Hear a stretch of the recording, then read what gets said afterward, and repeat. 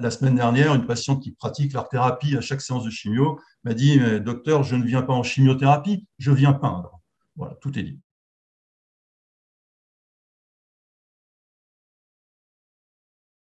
Il y a des soins de support qu'on va qualifier, disons, d'incontournables, puisqu'ils se doivent être présents dans toute structure qui fait de l'oncologie. Et c'est notamment le cas des psychologues, des diététiciens, diététiciennes, et les assistants ou assistantes sociales.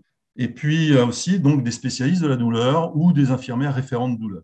Et puis, il y a tout ce qu'on appelle les soins de bien-être, avec tantôt les socio-esthéticiens et socio-esthéticiennes, et puis il y a donc l'art-thérapie, le massage bien-être, la réflexologie plantaire, la sophro-relaxation, l'hypnose. On peut en citer plein de ces soins qui peuvent être proposés aux patients pendant leur séance de chimiothérapie. Et ça, croyez-moi, je le vois tous les jours, ça change la vie des patients, ça change leur vécu du traitement et de la maladie.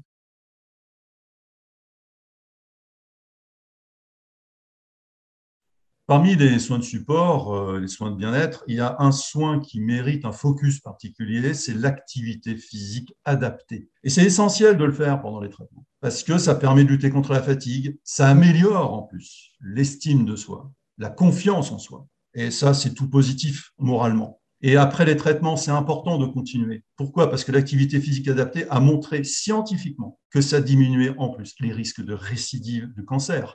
Donc c'est un médicament qui ne coûte pas cher en plus.